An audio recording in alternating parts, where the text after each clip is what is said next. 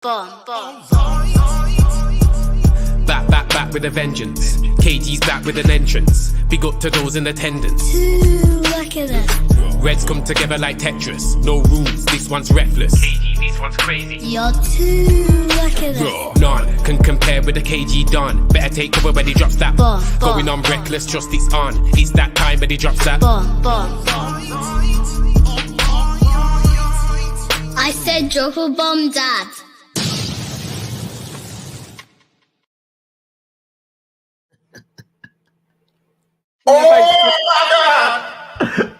Don't go anywhere. Do not move, people. KG is not here, obviously, for obvious reasons. Yeah, we all know he's been streaming for 5 hours straight on the boxing podcast, so let's not pretend. Yeah, he's too tired to do that. Yeah. So good morning, good evening, and good night, wherever you are in the world, people. Welcome to another episode of 5 Things Ugly.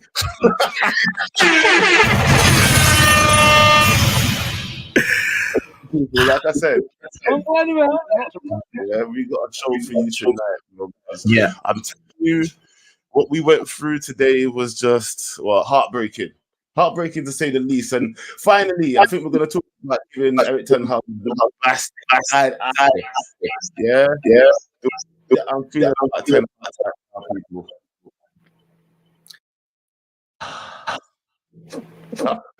Talk to me, because you know I ain't got much to say about this unless I'm going to be talking about how I'm going to owe people money, blood. Bro, I want to say we can't even say Merry Christmas because the Christmas never came. We got hammered by the hammers, you know, and I'm just disappointed. I thought like maybe we could build off of Liverpool and the fight that we showed in that game. But bro, this was just beyond embarrassing. This was just a total shameful display on. Come on, these guys couldn't give us a nice little Christmas present, you know, even just a draw or something. But my Lord, I just don't even know where to start, Joe. I want to say, hit the like button. The trauma that we went through today deserves you take the moment and hit the like button. KG, look, like what's going on? Listen, people, KG has been streaming all day. Yeah, when I say all day, like give the man some credit. He needs some sleep. Right? Some people know what he could be doing. Yeah. Give the man some accolades. Yeah, he needs to get some sleep, people. Exactly. Yeah, but you know what? Let's talk, people, because you know what? It's kind of a mixture of 5 things deep and the good, the bad, the ugly tonight. We're gonna mix it up a little bit. Yeah. So it's only 5 things ugly and 5 things bad, Joe. 5 things ugly.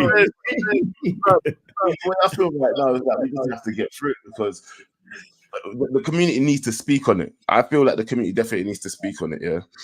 Yes. You know what? Let's just start on a positive. I don't even want to go anywhere else. Let's just start on a positive. Okay. What was his name again? Oh, our French international. We got to give the flowers, the respect all the way to our 19-year-old boy, Willy Kambwala. Come on now. Come on. The boy deserves some respect, some I can't say the names, I left it to bots, people. So yes, Kambwala. Yes. Willy Kambwala. I've been hiding this boy, man. Like, come on, we've been having a center back. It's a shame he came in this game. Yeah, it's a shame he came into this game, innit? Yeah, because he didn't really put a foot wrong. Apart from the second goal wasn't too good for him as well. He was there. Him and Johnny Evans looked kind of bad for that goal. But he had a good match. He had a very good game. And I'm thinking, you know what, if we can continue bringing out little gems like this, if eriktenhag does have the eye for players like this, maybe we have a chance, innit? Yeah, because the signings ain't the one. Oof, Joe, I gotta tell you, I don't know about eriktenhag's eyes. I think he needs to do a medical test for his eyes, his talent ID, because he chose Antony, and look at what happened. Kudus came through and said, I'm the guy that you should have picked. And you could see that celebration. Kudus, it meant so much to him, you know? It was just, bro, Ten Hag. The celebration was cold. He was like, Bro, listen, straight up from clubs, fam. It's like, I couldn't. listen, don't answer me, bro. You know what? Look, it's clear that Eriktenhag doesn't have an eye for players. I think when it comes to signings, I do believe that power needs to be taken out of his hands. I still believe he's a good coach. I'm still saying it, and I still think he's going to be here next season. So sorry, Pav, I ain't paying you that 200 early because honestly, I think that he's going to be here next season. I think he will start the next season. Yay. I don't know, bro. I don't know the way it's looking, Joe. The way the tide is flowing right now, man. Here's the thing. There is, the tactical battle on the pitch. There's also the psychological battle. And if players start losing psychologically, that's when the manager is starting to lose the players. Like our forwards. I feel like we've already jumped onto the second thing deep, like because we're just talking about Erik Ten Hag. I said, okay. Willy Kambwala, and then we're just talking Erik Ten Hag. Let's just like, as I say, Willy Kambwala's yeah. Second thing deep, Erik Ten Hag is a waste man right now in most people's eyes. That's true. Yeah. Yes. Is that the truth? How do you feel right now? Because in-game management is what I'm worried about. I feel like we do have a decent style of play. We are actually creating quite a bit of chances here. If we were a little bit more clinical, Garnacho had about 3 or 4 chances just in the first half. Yeah, but are we clinical enough to finish these chances? So this is why I'm saying he's a good coach. That's why Ricky's asking me, good coach, where, Joe? Yeah, how? Yeah, I'm telling you, bro. I think he's a good coach in terms of what we develop on the pitch, but I think his in-game management needs a lot of work. It's mad. I mean, he learns every time he makes a mistake, but it's like we're going through too many mistakes before he actually gets it right. I think that's where everybody's getting frustrated. Honestly.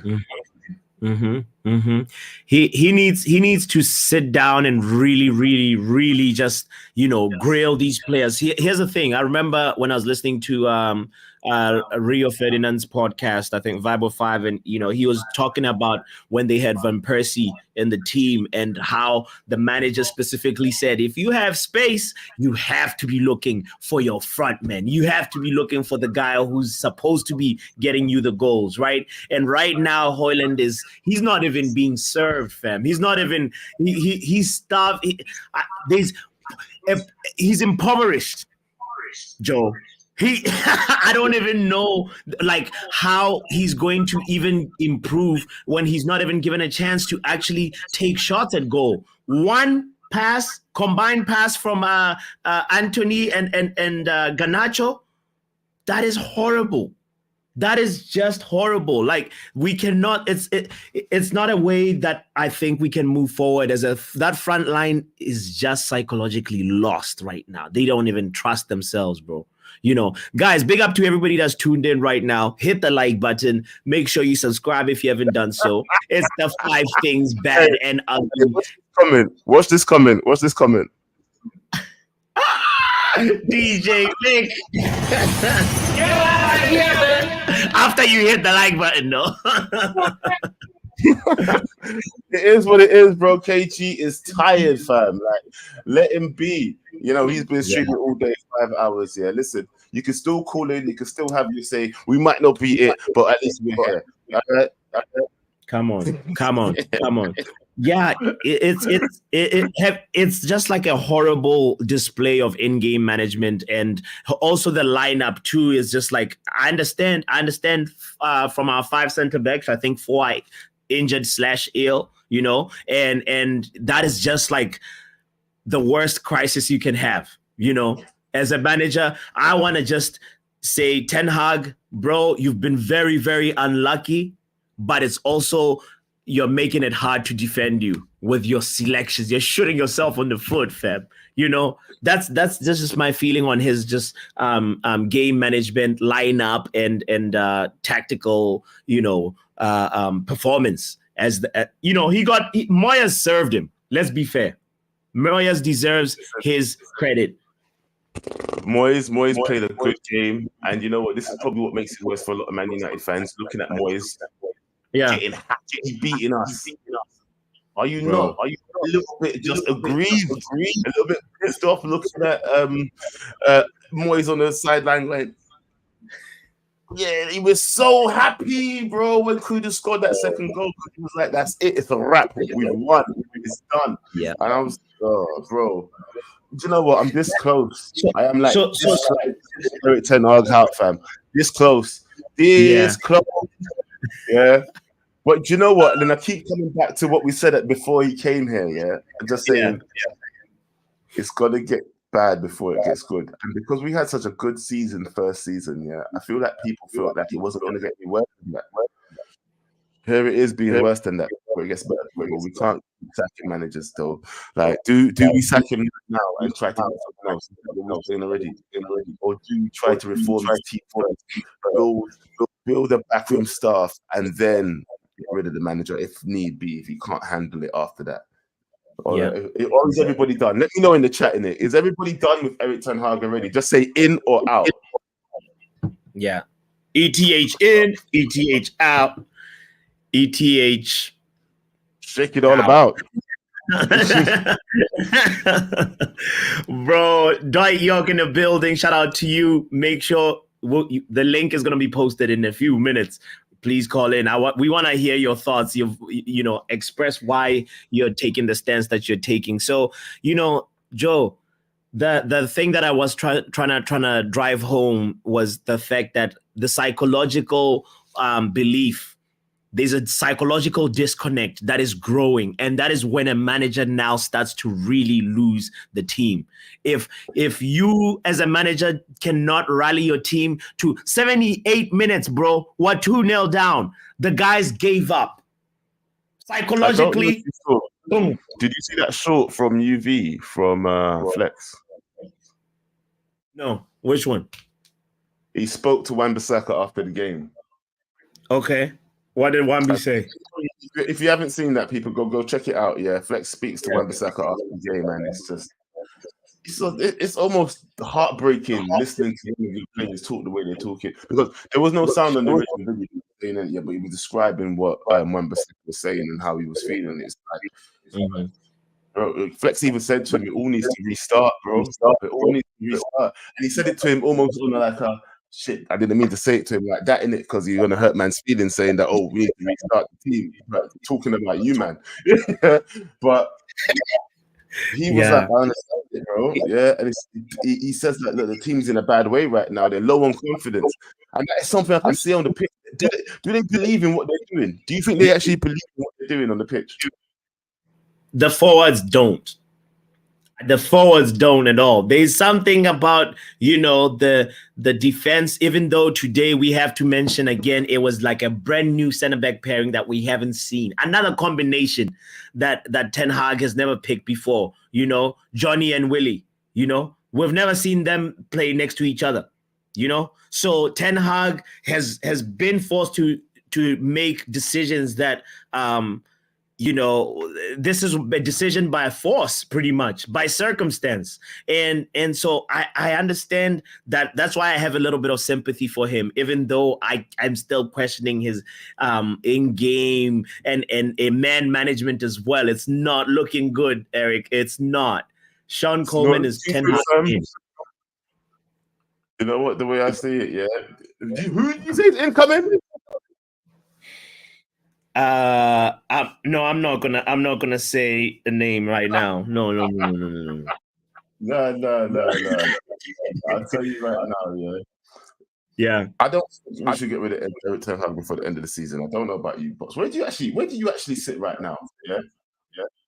Are you eriktenhag? In? I'm not Eriktenhag out. I'm not. This is why, because I know that a rebuild is a long journey, A rebuild. Can you hear me? Have I got mad echo? Yeah, your connection has been moving like the Man United forwards today. Like it was fine before we started the show, and then next thing it just goes back to old Joe settings. You remember? Oh my God! Yeah, but the thing is this, Joe. Here is why. Hear me out, okay? I always go back to the example of Sir Alex Ferguson. I know it's different times, but we have to look at that for some perspective. We need to look at the situation and zoom out. We understand right now the players are not really showing us any fight, for sure. But remember, Sir Alex Ferguson, when he took over in 1986, right, he finished 11th, and then he went to 2nd. And then it's like, yes, I'm sure everybody, Man United fans' expectation after Sir Alex Ferguson goes from 11th to 2nd is top 4 minimum. But no, Sir Alex Ferguson went to 11th in 1988, 89. And then after that, not only that, after 11th, fam, it got even worse. He went to 13th, fam. So that's how a journey of a rebuild, a journey where like a club is now starting to, actually form a connection with a manager. We need to go through a very, very tumultuous, uneasy ride. That's how a rebuild is. We cannot go back to the same cycle that we've been doing, firing managers, getting a false boost that dies down. Well, all we're looking for is a honeymoon if we fire Ten Hag. Whether we get Darren Fletcher in or McKenna or whoever, we're just going to get a honeymoon that's going to eventually die down. Talking Potter, innit? Say what? A lot of people been talking about Potter. Get out of here, man. Bro. That will be the day. Here's the thing. I don't think Potter is horrible, but he's not ready for a club like Man United. If he couldn't do it at Chelsea, he can't do it at Man United. He needs to go build himself at Serie A. I think Chelsea was broken when he got there, fam. And we are broken. We are broken right now. We are broken. So it's going to be a repeat, Joe. We're structurally incompetent. We are recruitment-wise. We are broken. We are broken, fam. Well, this is the only hope that we have about Sir Jim, innit? That's the only hope we have about Sir Jim, people. The fact that we might think that he might actually do something. By the way, let me know if you're still hearing the echo, because I'll try and sort anything out if you're still hearing the echo, by the way. It's not as bad. It's not as bad as before. But anyway, what's your next thing, Deep? Like You go next, though, because I did the first two. The next thing that I want to address is Bruno Fernandes. For me, here's the thing. I'm not gonna lie. I like Bruno Fernandes as a player, but right now he's just not cutting it, fam. He was not effective. He didn't create, didn't affect the game. When you were looking at you as a midfielder, who's supposed to be creating or providing more chances for your other attackers, your fellow attackers, we can't rely on a player who keeps on disappearing like this and getting horrible, petulant yellow cards. Bro, what the hell was Bruno doing? I'm almost feeling like partially part of it's systematic. It's like his partners are not as good. At school, if you're given, you got to stop blaming people around him. Let me land. If you're given a group project and some people are not pulling that weight, you're the one that's just like, coming up with the ideas or doing everything, and nobody's showing up to the even. You know what I mean? They're not showing up to the group meeting. Too many is the equivalent of that. Look, the thing is, but this is the thing. This is why Erikten has been getting the bombastic side-eye time, because you're like, man, why do you keep picking this brother? What's wrong with you? Yeah? Okay, we know he's bad. You should know he's bad as well. Don't make me keep asking questions, fam. Like, why do we keep asking Erikten the same questions, and that's why everybody's frustrated, man. He's not actually I don't think in-game management is his forte. It's like when he picks his first team, that's it. That's the end of it. He picks his team and you're playing at least 8 minutes.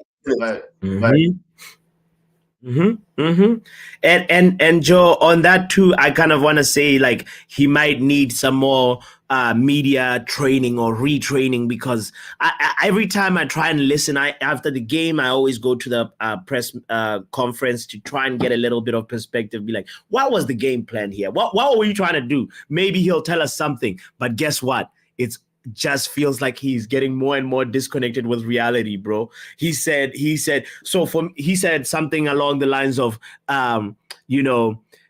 we were more or less good in and out of possession up until the 72nd minute or something like that when we fell asleep. I was like, Erik! What is that? What kind of analysis is that? Bro, we've already established that our manager is a liar. Yeah, he's a liar. He's a liar. Yeah, we all know he's a liar. Yeah, straight up and down. Like, let's just face it. Yeah, but what I can't stand is the fact that he keeps beating around the bush. I think ever since the Sancho thing, he's stepped back a little bit from just telling the truth. Like, just be real, bro. We was rubbish. Yeah, if you think that's good, then there's another problem. There's another problem. You know what? It's not actually wrong though. I did say that Garnacho created about 4 or 5 chances in the first half. Well, he got 4 or 5 chances in the first half, which he didn't finish. Yeah, or find his man. Yeah, why do you keep going up with your numbers? You said 3 or 4. Now you're saying 4 or 5. So you're going to say 5 or 6. It's not. It was 2 or 3, Joe. It was 2 or 3. Now let me go watch the thing back again. Yeah, it was about 4. What are you watching, bro? I'm gonna settle on 4. There was about 4 chances from Garnacho in the first half. Am I lying? We're going to need a reckless delegate to come and clarify this, because I'm not gonna let it go. I'm telling you, there was about 3 chances. Yeah, there was at least 3 chances from Garnacho, and then another chance where he should have crossed it. Yeah, but he didn't. Well, he did, but it was rubbish. Yeah. So we had chances in the first half just from Garnacho alone. Yeah. I think we should have done a lot better. Yeah, being clinical is a thing. We need to be a lot more clinical. Connor says he had 3 at the most. Yeah, there we go. It's gonna be a hard watch, but I didn't want to paraphrase his words. Here is Eriktenhag's actual words. He said, "We were dominant, but we didn't score. We were in total control, in and out of possession. We gave them nothing until the 72nd minute when we switched off." Oh, I listen. I read this. Papi, are you listening with your system speaker or an earpiece? If it's your system speaker, the echo is coming from your end. You need to use an earpiece or turn down your laptop audio level. No. Okay, let's see. I'm gonna make an adjustment and see. Maybe. Thank you, Uncle. Thank you for that. IT. Uncle, that connected. You see how I had to move the picture and thing? You get me? He's gonna school me. I was being a bad boy with my connection, but that's the thing about it is Eriktenhag's analysis of the game and take of the game. It makes me feel like anytime we're at 0-0, he feels like we're in control. That's bro, wake up, Erik. Check your eyesight again. We need somebody who can see and smell that we're in danger. That game, 4 minutes in, Newcastle had the first chance. You could see that this is not gonna flow in our way. Especially, Joe, after that Garnacho one-on-one flop. Ten Hag doesn't see the danger, bro. It's like he just doesn't, he thinks it's going to be all right.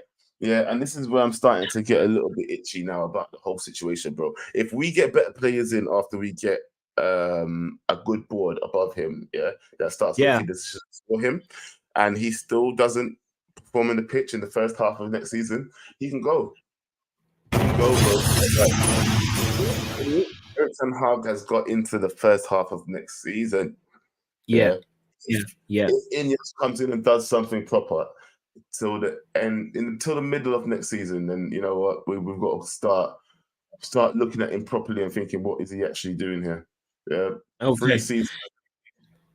That's the way. I think that's the way we have to view it. It's like he made a mess. This season right now has been atrocious, and now clean it up. That's where I'm at with it. That's really, I think that clarifies my position on Ten Hag. He has to clean things up. and I want to give him that opportunity when he's able to pick his best 11, when he's able to actually have players that he brought and can, we know as a fan base that they can play or closer to his system. The Martinez is back. We want to see a sharp Casemiro in there, maybe with Kobe. And then that's when you can say, Ten Hag, we've judged you. You've been given enough time. You've been given even a lot of backing. It's time.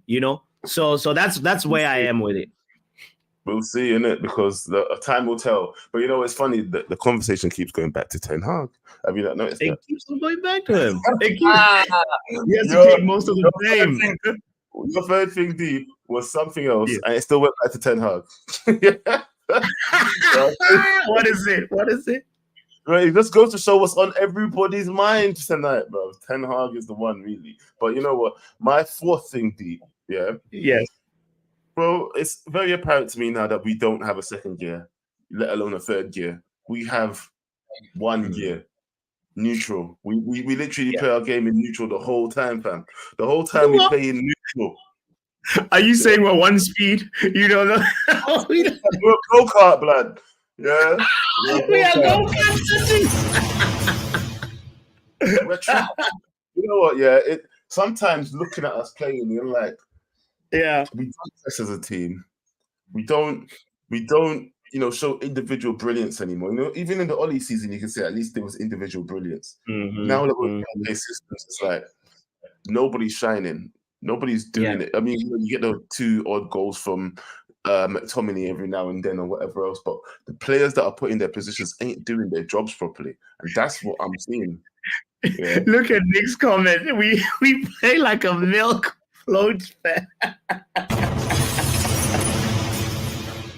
Bro, thank you, Nick. Mario Kart FC. Our team is in the mud, One speed.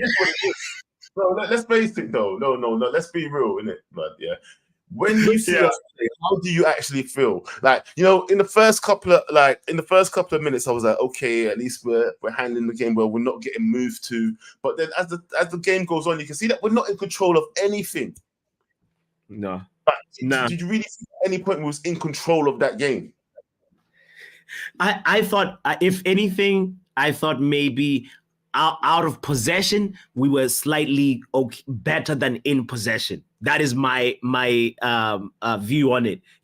Is why I say that is because both teams in general were not really creating really goal glaring opportunities, except for that one-on-one. Really, Garnacho should have buried that one. But it took a while for both keepers to really be tested like that. So out of possession, maybe defensively we're all right for the first half, and then a little bit patches in the second half, and then we just couldn't get to the second gear. I like how you put that. There is no second gear, fam. We can't get to it because it doesn't exist. Yeah, it's like we try to play the slow tempo game, and there's no when you watch Liverpool, they slow the game down. And then there's a mad burst of energy. In fact, there's a lot of bursts. They're basically energy until they feel like slowing down. Do you know what I mean? And when I watch that kind of football, I am jealous. I am fully jealous of what Klopp does over at Liverpool. And I shouldn't be saying it, but it's true. Yeah. I don't like the football that we're playing. We don't press. At least if we was pressing, if we was maybe that team that created bare chances but was missing all the time. We create a good number of chances though. That's the only thing that I'll give Ten Hag. Something about his football is creating chances. You say good number of chances. I gotta not let that one go too, Joe. Listen, we can argue if you want, but no. Listen. Put the goals aside. Let's just look at chances. Okay, look at Spurs? Spurs create chances for fun. Spurs never finished 90 minutes with more than less than 5 or 6 chances created at least. Right now we're talking about you are hanging on to these 3 chances that we created, and trying to be positive about it, which I appreciate. But bro, we are no chance FC, bro. We are the team. Whether we're not clinical in those 3 chances. This is West Ham. We have to go there and create chance after at least 7. Come on, is that a lot to ask for? No, 7 chances. Give yourself a bomb. Because it's not too much to ask for, yeah. But you know what? Yeah. I ain't even gonna go too much more into it, yeah. We don't have a second gear, blood, let alone a third gear. Yeah, that is it. That is my 4th thing deep. I don't know if you want to take the 5th thing deep, because the next thing I'm going to say, I don't know if I want to say it. So maybe you say the 5th thing deep. No, I mean, I want to make sure that I stress on the fact that our wingers are not winging, fam. I feel like we have some guys that are below par. And I understand Garnacho is still young. He's still learning the trade of actually what being a starter means. But right now, he looks... What about Onana? What about Onana, though? Onana, we can't forget Andre Onana. He's also like one of those. He's Andre Onana, bro. I don't even know. Somebody in the comments said, "Can we please get Mary Earps? She's an employee at Man United. Can we please get Mary? Because I'm done with Andre." We need to start asking. I can't wait for AFCON. That's mad. I can't wait for AFCON, fam. Like, I want to see someone else play in that position. Honestly, I feel like we defended well. You know, like teams will always create chances. Yeah, that's why I felt bad for Kobe, and I felt bad for Willie. What's his name? Cambuala. Yeah, because I felt he had a solid game, apart from obviously Mainu making that mistake that led to the second goal, and Cambuala as well was also not innocent in that second goal, standing there with Evans. Do you know what I mean? They both could have done a little bit better. But Onana, bro, it's more Evans than Cambuala for me. But I hear you. Evans is more comfortable. He was the closest. You know? Yeah, but they're both complicit for me. You know, I feel like if certain other people read the game better in order to position themselves better in order to intercept balls like that. You know what I mean? Yes. Yes. At the end of the day, you know, sometimes even Harry Maguire will get a foot into it and it'll be an own goal. But it is what it is. Do you know what I mean? At least he's there. But it ain't what it is, Joe. Right now, this for me, the thing about it here, we have to give Onana the credit for he did some save that was good from the header. I can't remember who headed that ball. It might have been Bowen, or it could have been, I can't remember who headed the ball from West Ham, but that and some okay footwork. You know, he was like, okay, that's Andre. When he was being pressed, he trapped the ball in a very uncomfortable position, and you're like, okay, that's the good footwork that we know you can do. But the guy does not give you confidence in the goal, bro. He just feels like this. You might as well put a flower, plant a tree there. You know, put a stop sign, a lamppost, because that guy doesn't feel like he has an aura right now. You know. I said I know, Connor, that was a slip of the tongue. but yeah. My whole point is Onana needs to figure his thing out. Can we see at least what the other guy Bayender can do? You know? Fingers crossed, AFCON, innit? Yeah. That's what I'm saying. But look, guys, you know what? The lines are open. I'm gonna repost it again. Yeah, come guys, have your say, because you know what? I feel like a lot of us need to vent. I want, you know, if Americans, if you're awake, if you're there, come through. You know, it's the night before Christmas Eve for you guys. It's Christmas Eve for us already. It is currently 1:43 in the morning in the UK. I am up. I'm awake. It's London, baby. Yeah, I'm waiting for Santa Claus. I'm gonna find that guy. Yeah. Christmas ain't coming this year, Joe. I'm sorry. Listen, you think Man United is going to affect my Christmas? You know the way I love food. You think they're going to affect my Christmas? Listen, Man United can go back to business. Yeah? That's exactly what I was trying to say earlier on. I was like, you know, let's not let this team kill our mood. Let's not let this team spoil our festive season, bro. It's going to be a horrible, horrible, you know, not enjoyable season if we're gonna let football, our team, do this to us. We gotta protect our mental health and figure out how.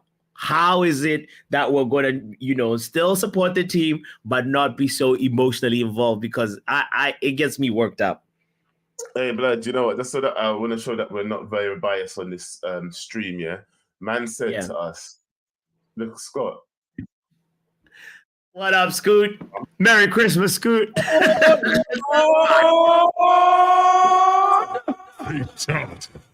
I mean, that's nice. I mean, that's a nice thing to say, isn't it, Scott? You know what I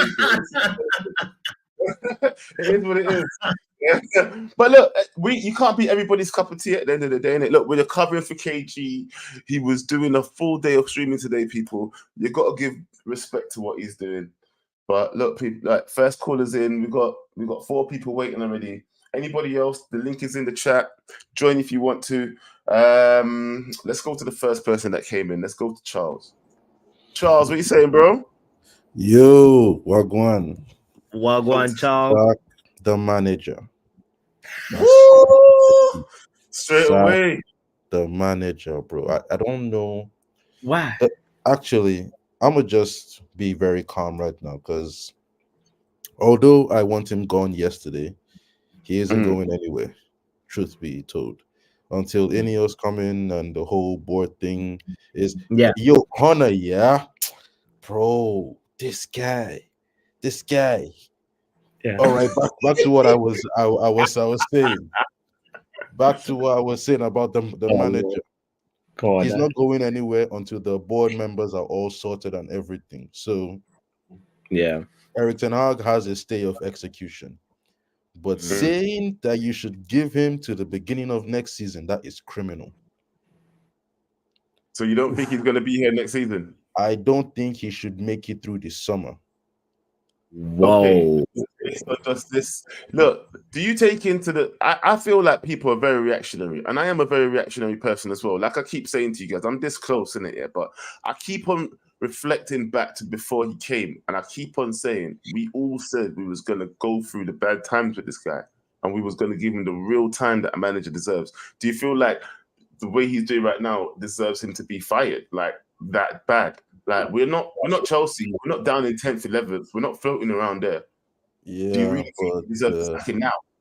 He's had how many months? He's had how many preseasons?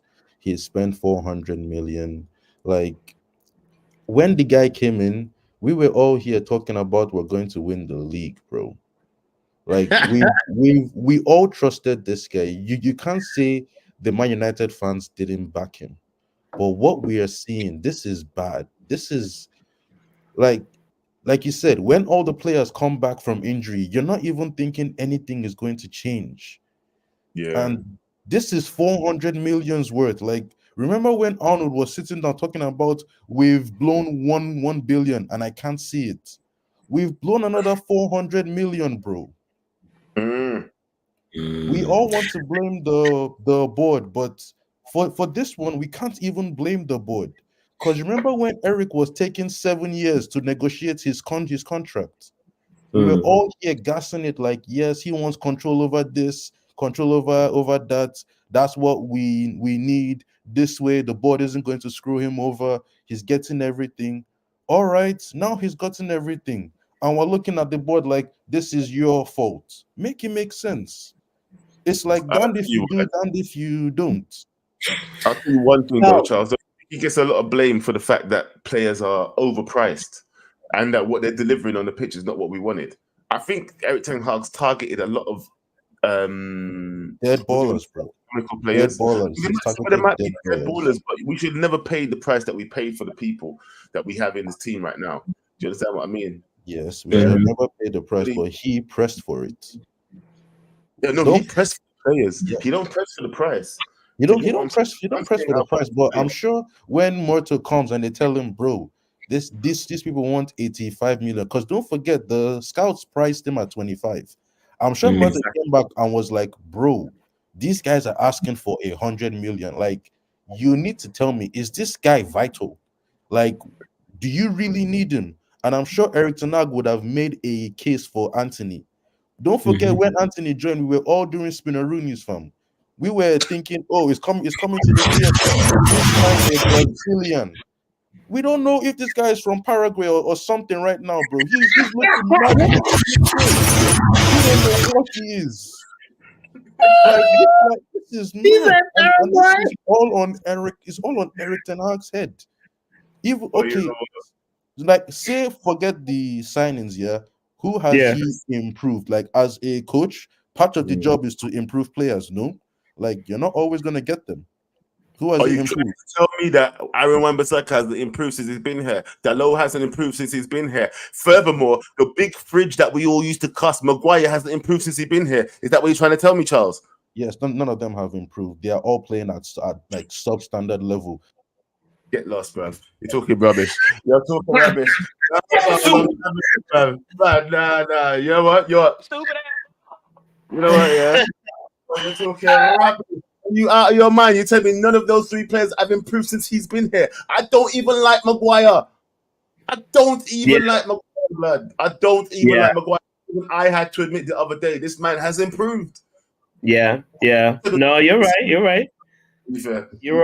Also, the first thing that Charles mentioned was like, none of the players coming back gives you confidence. I want to just say, Charles, have some confidence. I know Martinez is going to have a really, really positive impact on our lineup. When he comes in, we will start seeing those line penetrating passes from a center back who is press resistant, who, is also very, very vocal and very aggressive and brings that camaraderie that we need, that psychological belief that we need, that we won't get scored in, we won't concede, you are in charge, so I think Martinez, you should have confidence, Charles, on Martinez. When he comes back, we will be better. You know what, yeah? I'll tell you something. Rose, you call in too. Jamaican brother, call in, fam. Yeah. Let's have this conversation. I'm telling you right now, Maguire is a better defender than he was last season. Yeah. I actually don't feel, the instant fear that you have when you see Onana in goal is what I used to have for Maguire last season. I don't have that instant fear for him no more. You can't tell me that he's not an improved defender. He surely is he's actually the advocate of our team of people that have improved under eriktenhag. Well, I think. Yeah. Anyway, that's my opinion. Maybe, or clearly, other people have different opinions. Yeah, I don't know how you feel about that, but do you think anybody's improved under eriktenhag, bro? No, I mean you were spot on Maguire, bro. That's a very strong point. Nobody can disagree with that and say, Harry Maguire is declining. If anything, he started we know that he's been on the bench for lots of last season, and now he's getting his chance and he's showing that he's been back behind the scenes. He's out there working and trying to improve. So yeah, that is one. Wan-Bissaka too is slowly but surely. It's a little bit hard, obviously, to show how a player has really improved when the team is not doing well. And right now, the reality of the situation is we're not doing well. So it's difficult to kind of just, single out many players. But, let's go to the next caller, bro. Let's go to the next caller. I heard this guy was lit tonight. Yo, Connor, what you saying, bro? Hello, boys. Hey, what you drinking tonight, Connor? It's Christmas Eve in England already, bro. What are you saying? It's only Christmas Eve now. It's not Christmas Eve night. No, it's Christmas Eve morning. We'll get that correct, right? We'll have that corrected. But Charles, I need to speak on Charles because I'm his medical carer. He was recently hit in the head with 19 inches, and he's not been the same since. He needs to be given leeway on his views. Now, he made a comment of Manchester United standard versus improved. Right now, no player at United is at United standard. Let's not pretend they are. However, Aaron Wan-Bissaka, Harry Maguire, and a few others have improved under Ten Hag. We can't deny they haven't. Yes. But there's a player that we need to call out again. Now, we need to contact a few spiritualists. We need to get the Ouija boards out, and we need to look for the ghost of the Manchester United midfield. He's a Scottish ghost. He's been haunting us since Jose was here. It's Scott he's McTominay. A double agent indeed. He's not like 007. No. He's a double agent. He works for every other team in the league. He's like do you like when the spies you see, like they work for Moscow, they work for Beijing, they'll do some work for the CIA. That's what McTominay is like for every team in the league. Yes. Like as long as you pay him enough, he'll bend over for you. Like he'll do what needs to be done. Charles, you can't be commenting that. I'm your carer. Every manager's been fooled by this guy since he's been here, though. Bro, every manager basically loves. He must have some blackmail on certain managers. He must have it. Yeah. Like he must hire private eyes to go and searching through their closets, looking for every skeleton he can find. Yeah. Like genuinely. But from today's match, like Bots, you might have said it before. How many passes were given to Haaland by Antony and Garnacho? One. Just one. Like let's think about some other stats that are just one. Like how many times did Liverpool won the Premier League? Just once. Let's think. How many times have Arsenal been to a European final in the past 5 years? Just once. You know, some other stats that are one. I can't think of too many. I'm too tired to think of. But no. To be fair, I feel like Onana might have. My dad's here, but I feel like Onana might have played the ball to Haaland more than them two might have actually. Has he? I'm not sure. It's a chance we might have thought about. But I feel like United, being this what's his called, Ivan Toney, we go get Dominic Solanke from Bournemouth because he scored an hat-trick today. When was the last time a United player other than Ronaldo scored a hat-trick for us? I think it was Rashford in the Champions League in COVID years, wasn't it? Yeah. Right, Charles, we don't need to be seeing what's happening in your bedroom right now. We don't need to be knowing you're getting railed. Stop talking about it. It's not nice. Talking about you getting railed in your bedroom isn't fun. You two leave that for your private conversations, yeah. Nah, see, Charles, he likes talking about things too much. He just talks about him getting railed all the time. It's not nice. It's disgusting, personally. I think he needs to be stopped, but he keeps going on about it. Your door was creaking, blood. Yeah. Anyway, back to Man United, fam. Yeah? Back to United. How do you feel about eriktenhag right now? That's the question I want to ask you, Connor. I'm not eriktenhag out, but I'm going to criticise him. Like, he's not, you criticise the manager, you're eriktenhag out. No, Fergie had bad games. You can criticise Fergie.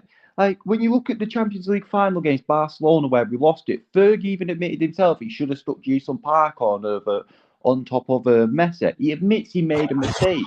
You think managers make mistakes. It's not this, you're against the manager on this issue, you're eriktenhag out. Stop being so one-sided, you delusional. I'm not going to say the word, but, stop being so one-sided.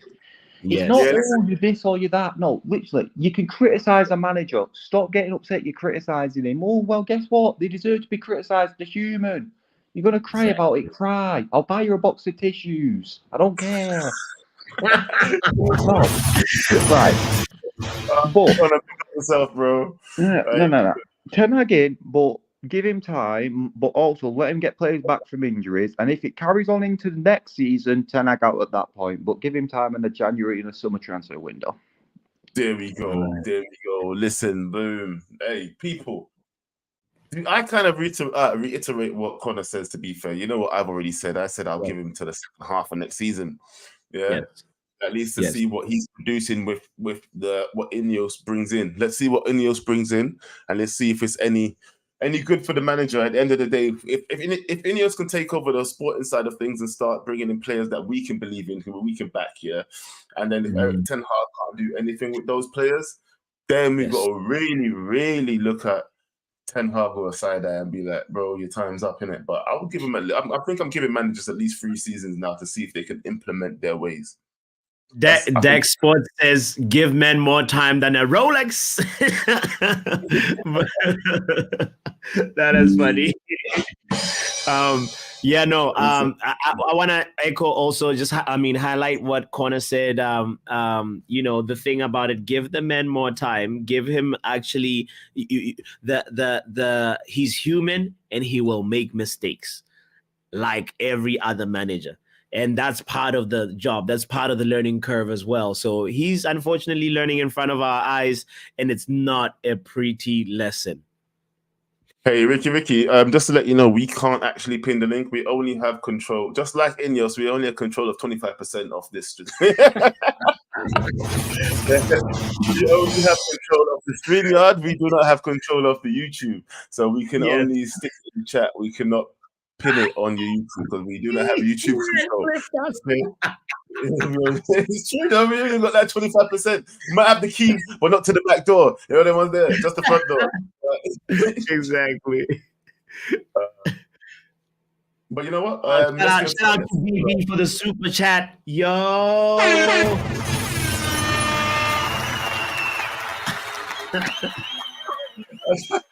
don't know. I shouldn't even read it out. Shout out to you anyway. All right. Right, who's next? Let's bring in the next caller. Dwight York 2. All right. Talk to me, younger York. What's going on, y'all? Big ups from the United States. Where you calling from, people? Which part of the US? I'm currently in Mexico right now, but I'm from the West Coast. Come on.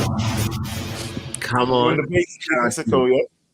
I had to fly down here to Mexico with the family because United was just destroying my life. Yeah. You're like KG. As soon as something goes bad, you take a flight. I gotta go. Fam, even on holiday, they're destroying my life. United. Let's I mean, he's on a plane right now. Yeah, he ain't coming back till New Year's. Oh, Lord. So let's talk. Yes, I'd say for the game today? atrocious, but it's also not surprising. This season has not surprised me in any way, shape, or form because every performance is similar, if not the same. We're good in the first 20 minutes, and after that, it's downhill. I mean, I played almost up to pro, even semi. I was a center forward, and I'll start with Ten Hag. Like it's okay to criticize managers. That's fine. Yes. Even the best managers make mistakes, but also the best managers learn from their mistakes. The best managers do not consistently over 8, 10, 12 games make mistakes, the same mistake. Players have improved under Ten Hag. Yes, maybe 2 or 3 players have improved. Now, you have to take a step back and look macro. Sure, they improved, but are they still the quality Manchester United need? You can improve, but still not be the standard that we need, which is the reality, right? Yes. So that's I agree with that 100%. Just because they've improved, don't mean they should still stay. People like Scott and Maguire still need to leave, no matter what they've given this season. Yeah. And in terms of the manager, am I Ten Hag out? I would like to be Ten Hag out, but the reality of it is, even if we're Ten Hag out until Ineos comes in and assesses the entire situation, Ten Hag will be here, and that's what it boils down to. And so when we say we can criticize the manager, we can, but it's not just the manager, it's everybody across the board. It's a manager for his signings, it's a manager for picking who's on the field, it's the manager for training. What I see on the field tells me what's going on in training. It what should be going on. How is it that you're good in if we're not clinical finishing, putting the ball in the back of the net? And if we were clinical, that first 20 minutes where United's always the best, we would put 2-3 past. We put 2-3 past the team, or at least build a lead, and then we can work on defending, forcing their hand. And if they're forcing their hand, then we can counter up our. Like if we were clinical at finishing, we'd be able to do that. But our wingers, the fact that they don't pass the Haaland, okay, fine, but then pull your weight and score, which they don't do. Yeah. Haaland is young. He can get better. Is he worth 70, 80 million? No. However, as a forward, if he can't do it himself, then he also needs service. And if he's not getting service and you're not utilizing the strength of your asset up top, then why do you have him? Why'd you buy him? And also, why are you not talking to your wingers to utilize that asset? Because they're not scoring goals. Antony hasn't scored a goal in God knows how long. The guy only has a left foot, and for 100 million, you can't even attempt to use your right foot, which tells me they're not doing it in training either. So I'm asking what's going on. You know what the funny thing is, yeah? You know when you speak about our team, we don't like our team, do we? do we like our team? No, like fam. Listen, we love our team. We just don't like the performances that they're putting on. We don't like how they're representing us. It's like your family. Something you got family members that you love, but sometimes when they show their ass at the party, you don't like how they're representing the family, but you love them. Yeah. So not always true. There's some players, there's some members of your family that you like, that's not my family. Yeah, true. You try to hide them, But what is going to have to happen is Ineos is going to come in and they have to assess the situation, and they have to address whether we want to just use the transfer windows like most teams to buy players, or if we want to use the transfer windows effectively to also sell players. But everything that we want United to do, we can't, because we don't have the correct structure in place. United is structured as a business. The fact that we're on the New York Stock Exchange means we are structured as a business. And if you're on the New York Stock Exchange, the point is to make money for your stockholders, period. Not football. But it's funny for the billionaires, because it seems like they don't understand. If the football is good, then that means stock price goes up, which means they get paid. So come on. They don't understand people, bro. They don't understand.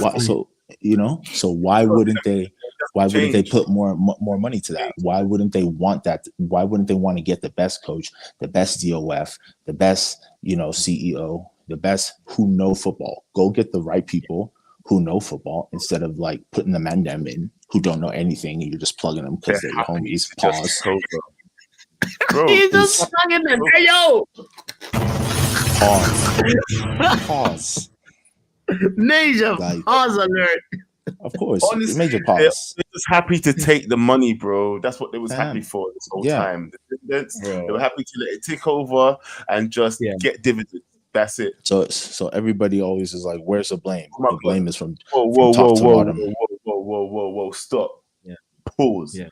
Stephanie, are you telling me we only have 7 likes? No. I think that's on my channel, because we're co-streaming to my channel. So guys, go to my channel too and get the likes up. 7 likes. Still, right? It's atrocious. Smash up the like button. Don't go anywhere. Don't go anywhere. Don't go anywhere. But big up yourself, bro. You go somewhere. Have a good night, bro. Enjoy the sangria. Enjoy Mexico. And I saw his picture. You're right. You go. You want to say anything to anybody? You say what? You want to say anything to anybody before you jump off? Are you a first time caller? No, I've called in maybe once or twice. This is my first time on KG's channel, though. Nice. Okay. Enjoy your holiday and Merry Christmas. Yes, sir. Send me y'all. Try and make it merry. Right, bots. Yeah. I interrupted you there. Sorry, I interrupted you a little bit to get him back in. What was you saying, bro? No, he dropped a lot of truth bombs, bro. And I just, I was just applauding him. And I was going to say, because I saw in his picture, he was like, juggling the ball with his right foot. And I was like, brother should come play for Man United. All wingers are not. I know. He should come for trials. These days, man, that's all it takes. We see somebody do one skill and then we want them on the team. This is what we went wrong with Antony, blood, yeah? That's about, we saw him do a spin Rooney and then everybody wanted him on the team. Get out of here, fam. Yeah. No. I hear you. Let's go to the next What is JV saying? You want to read JV's comment? Which one? This one? Because you're just a commercial that keeps on making money, that don't care about winning as long as the P's come in. Wake up. Wake up, people. It's true though. We are. I mean, I'm never gonna stop saying this. Klopp called us a Mickey Mouse club, fam. Klopp said to us, "You man are a Mickey Mouse club." That's why I never came in it. They came there. They had this, they had the bells, they had the whistles. They talked about money. They talked about social media, but they never spoke about football. Yeah. And this is where we are falling short. We don't have any football people in football positions. But fingers crossed. Yeah. There's light on the horizon.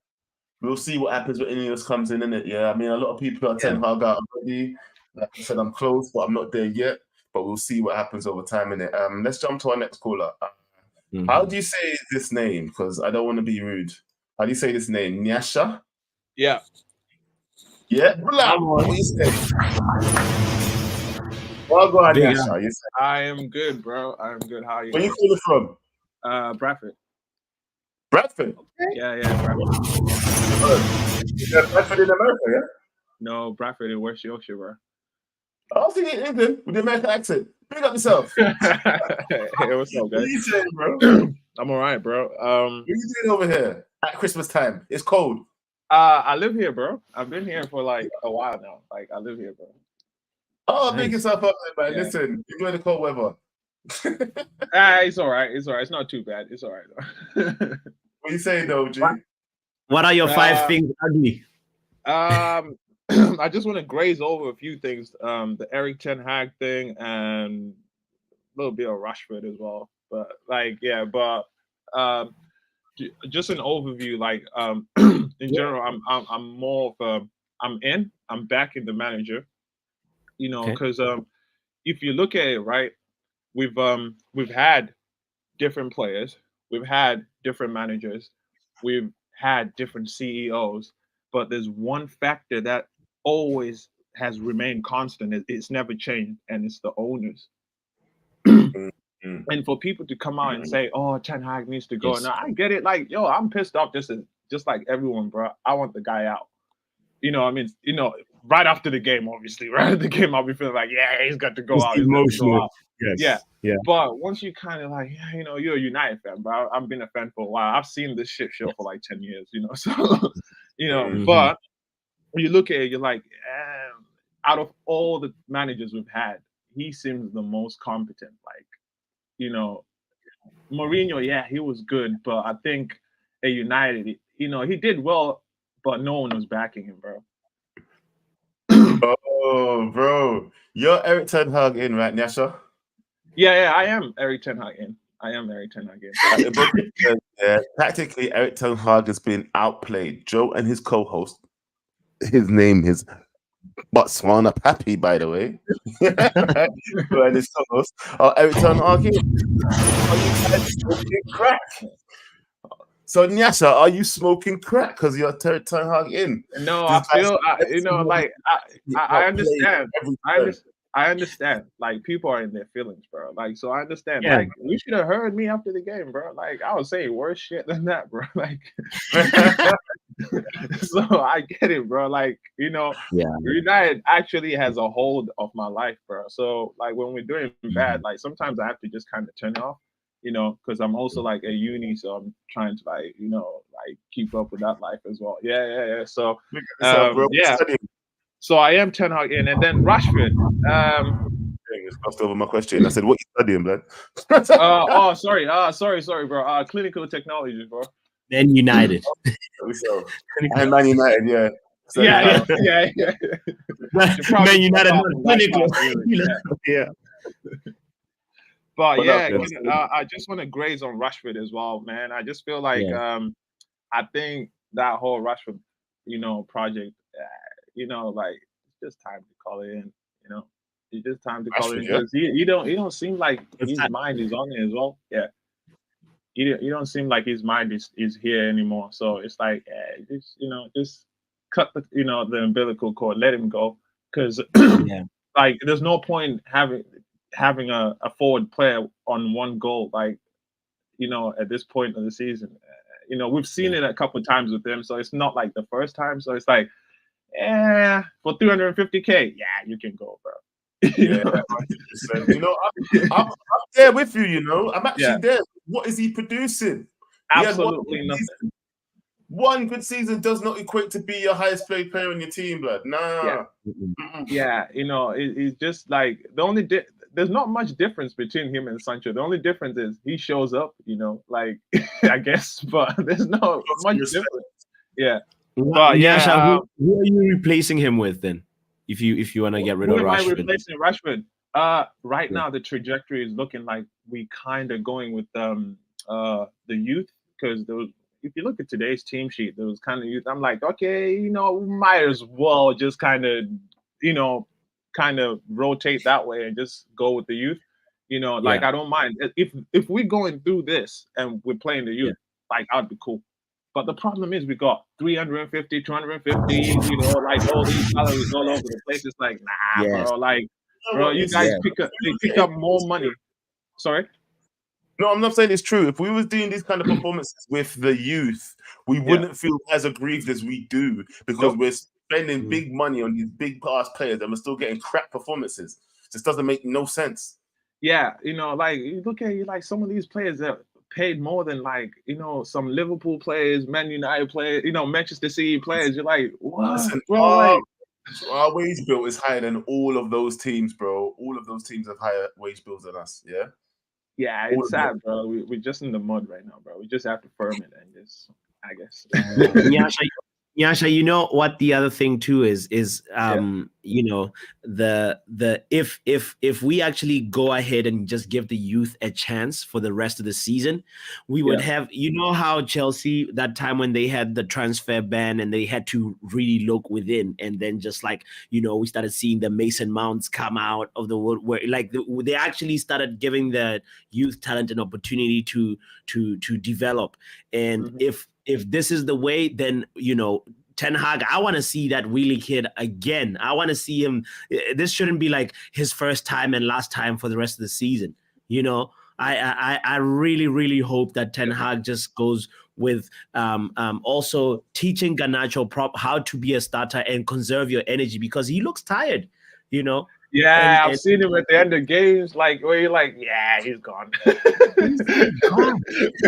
But you gotta understand, he's 18. Read that comment real quick though. That's big up for the super chat again, BB. I'm gonna just read this quickly. Yeah, what does both Onana and Michael Jackson have in common? They both wear gloves for no reason. That is hilarious. They are BB. So I had to read it out super chat. And they both bad. Yeah, both bad. Terrible. Yeah. But you know what? Listen, Nashta, do you have any final words before we get to my final words is to be just to help it, help you digest, this period is be realistic. Don't expect changes tomorrow. This is serious, bro. So yeah, have your days where we all sit here and go back and forth, but in general, it's gonna take a while, bro. We're going to have to change board members as well. So yeah, just be realistic and keep the manager there for now. Thank you. Big up yourself. All right, thanks a lot for having me. All right, listen. Right, I was gonna go. All right, we got 3 people waiting. Yeah, I'm gonna go. I was gonna go Uncle next because Uncle's in the studio. Everybody wants to hear from Uncle, but we gotta hear from the guy who asked me a question, who just jumped in. Yeah, he asked me this. There's a guy that asked this question. Ibukun. I don't know how you say his name. Ibukun. Yeah, I do. He just jumped in. Yeah, so I'm gonna just put him in now. What you saying, bro? Yeah. Good evening. I say your name properly. Rude. Yeah, you got it right, Ibukun. Ibukun. Yeah, you got it right. How you doing, bro? So listen, your question. So do you want me to answer this question, yeah? Yeah, please do. Of success of criteria from Eriktenhag, yeah? Well, I'll tell you this, yeah. I'm still living on the fumes of his last season's success. And that's what makes me believe that I still think that we can finish in top 4. Do you know that? I still don't think we're not going to finish in top 4. I know. Yeah, clip it. Do whatever you want. I said it with chest. We're going to finish in top 4 this season. And if we do finish in top 4, do you feel like he deserves more time if we finish in top 4? Answer me that question. No. Why not? If we finish in It's- top four, or finish third last season, top and somewhere in top four this season, he shouldn't get more time. With a No, he new shouldn't. coach. No, he Okay, shouldn't. be quiet. I'm And gonna shut. the reason is simple. So first of all, like I used the analogy of projects in my question when I asked you. So he came before he took the job at Man United. He knew the mess Man United was in, first of all. And you do not jump into the waters without first, knowing what kind of water you're jumping into. So he knew the mess they were in. That's one. So for him to take the job, he knew that, of course, he's going to be dealing with the Glazer family. That's one. Two, the management is shit. Three, he has players who are overdue and rusted and then needs to go. So there's housekeeping. Now, knowing all these things, he still took the job. That means he should have a plan. Now, he took the job, he came in, and look, first season, right? For every club, go and check history. For every club that has a new coach, there's that New manager. because it's like, yeah, that new manager feeling is like a child having a new toy. Every day he wants to play with that particular toy, and then until he gets tired of it. So that hype for me was what happened first season. So it was a small script. Now this is second season. Now, second season, knowing what, and you came with saying that you're going to play the, his kind of football. Yeah. That was the one that's coming in. Now, wake up, guys. Second season, he says that is no longer visible. I mean, what the hell was he thinking? That is somebody that doesn't know. That is somebody that doesn't know his shit. Because if you know your shit, look, I'm a business analyst, right? Yeah. And as a business analyst, before any project at all starts, the business analyst has to analyze what is the problem that is, and then where's the gap, and then what do we do to close the gap? Bridge the gap. Yeah, so he should have done that as a manager. Nobody takes a job without knowing that, okay, is this what I want? And if it's yes, how do I go about it?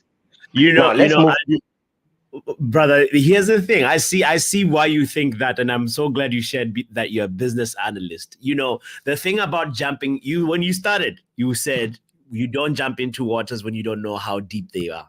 But the truth of the matter is, sometimes you actually do. If you can swim, you trust. You have to know that I have a plan. And he actually did have a little bit of a plan. He brought in somebody that a lot of people were questioning, Martinez. What did Martinez do? He gave us one of the best performances from any Man United player last season. That guy is not there. Okay, can I shock you? It will be interesting. It will be interesting for you to know that by training, I'm a geologist. Now, let me shock you one thing. Let me tell you something you don't know about water. On the surface, some waters can look calm, but do you know that you have undercurrent in some waters, and when you go down, and meanwhile from the surface it look calm. My brother, with a water that has an undercurrent, if you like, let you be who is the best swimmer in the world, you ain't gonna make it. You're dead food. Phelps or whoever, yeah. Yeah, you can be Phelps, you can be whoever. Yeah. You are dead food because you're going out of your depth. Yeah. So this is the issue with Ten Hag. So all this, and he took the job. Now, moving to another point. Look, fans are always confusing management with management. So there's a difference between board of directors and somebody who is in charge of operations. Eriktenhag is in charge of operations. It's not the Glazers. The Glazers do not tell him to buy Antony. They did not tell him to buy all the players he has bought in. He has the sole autonomy, and he brought in all those players. And I mean, just like Joe said, I mean, Martinez out. Who else? The rest were crap. Maybe Varane, okay. Casemiro, okay. But then again, he has lost Casemiro and he has lost Varane. I mean, the rest are just the rest are just crap. That's the point. Casemiro's injured. No. I mean, even when he's look. If you ask me, Casemiro's performance in his first season was better, way better than this season. And what does that tell you? A coach is not a player is not supposed to be appreciating under a good coach. He's supposed to be appreciating. Bro, at one point, Casemiro was our top goal scorer. What are you talking about? That's what I'm saying. That he was a good player when he came in his first season. I'm But talking about what? this season. At one point, Okay, our top goal scorer. agreed. But let me ask you this: is his job to score goals? Really? What's his primary assignment? But now, Okay. but listen, To help the team win. fam. No, I agree. See, look. Okay. I'm listening to you, Joe. You want to say something? Beckham not score goals. Midfielders can score goals too. You know, I don't mind. Listen, Yeah. You know the funny thing, I actually prefer it where you don't know where the goals are coming from. They could come from over there. They could come from over there. They come from the midfield. You know what I'm saying? They could come from the corner. I love that about certain teams where you just don't know. I agree. See, I'm not disputing that fact. I'm not disputing that fact. Goals were coming from. They could come from anywhere. Aguero could score. Bernardo Silva could score. Do you know what I mean? Yes. You just don't know who's going to score. I agree with you. Now, let me give you another instance just to debunk what you just said. Rodrigo in Manchester City, right? He scores goals, doesn't he? But he does his primary assignment, which is hold that midfield tight. That is his number one assignment. If he scores goals, it's an additional bonus, and we will take it because he's simply, like you rightly said, and I quote you, doing his part to make the team win. Okay. And I agree with you. Now, going back to the other point I was making earlier, look, Glazers will not come and tell Ten Hag how to set up his team or how to train his boys. So I think we should learn to separate management from off pitch and on pitch. Now, for the management, for the Glazers, yes, of course, they have a lot of issues. They are not, backing the club in terms of financially rebuilding the stadium, appointing sporting directors that they should have done for ages, and setting up, giving eriktenhag a kind of good backroom staff off the pitch to support him. I agree. But for crying out loud, look, do you want to tell me that the West Ham players currently are better than the current Man United players? Really? Do you want to tell me that the current Bournemouth team is better, even though we still have shortages? Are you telling me those players are better than the current Man United squad? Hell no. You can't simply tell me that. Look, you say mentality is the real thing, I'm telling you, go watch that interview that Flex had with Aaron Wan-Bissaka after that match. Bro, they're broken, fam. They're broken. Whose fault? Agreed. Whose fault is that? Bro, it can't just be the manager's fault. It's partly on them too. It has to be the man. Look, okay, let me give you an instance. I want to talk to you because someone's been saying that they want to talk to you for ages. Yeah, bring in uncle. Everybody's uncle is a geologist.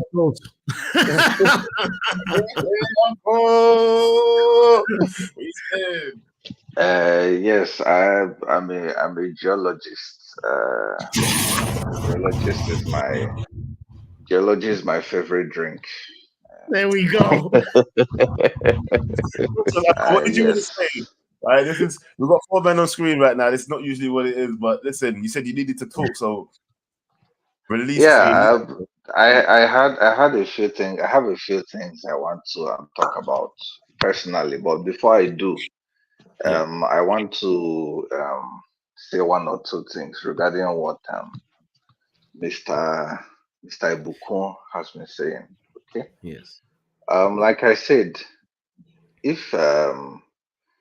Ibuko was alive back when Ferguson was a manager, he would have kicked Ferguson out of the club. Yes. When Ferguson finished what, 11th in his first season, and then went up to second, right? And then by his third season, he slumped to 11th. Yes. And then even slumped further to 13th in his fourth season. If Ferguson was coaching in this day and age, everybody would have been calling for his head on the chopping block. Everybody would have been saying, sack him. What is he doing? I mean, we are still in the top half of the table. And it's barely 6, 7, 8 months ago when we won a trophy. And people are asking for this same manager to be sacked. So if Ferguson, if this was a Ferguson season and he finished and he dropped from second to 11th, we would have sacked him, and we probably wouldn't have been talking about winning the treble several years No. later when he had actually had to go in and do a deep cleaning of the club. And you know when you're talking about mentality, I don't think people understand. You can't blame Ten Hag for mentality. Mentality has been a problem before Ten Hag came in. The one of the best mentality monsters in terms of management is Mourinho. Even Mourinho couldn't control this dressing room. Even Mourinho couldn't control this dressing room. I will give you an analogy. We know we are seeing how Nokia is trying to come back. Remember when Nokia was They a used to be the powerhouse company? ones. They used to be the Nokia ones used to be the leading. ones, Yeah. you know. And then Steve Jobs released the latest iPhone, and you know what? Um um this thing, the then chief, the head of the board of Nokia said, the clip is on YouTube. It's a very popular clip. Uh, He said, when they told him, "Have you seen the latest iPhone?" He laughed and he said, "This iPhone for this amount, now nobody will buy it. Nobody, because it's too expensive. And you know what? It doesn't even have a keyboard. It has a touch screen. Nobody wants to use a touch screen. Guess what? Where is Nokia now? And where is Apple? It's not what Nokia suffered further down the line was not a problem that the new yes. people who came in caused. It was a problem of complacency that started at the top and flowed all the way to the bottom. If you remember back then, there was this phone OS called Symbian. Before Android became a popular OS, there was an Yeah, OS that was called running on Symbian. JavaScript. Exactly, and then eventually Android started trying to come into the markets, and then Android made their this thing open source for everybody.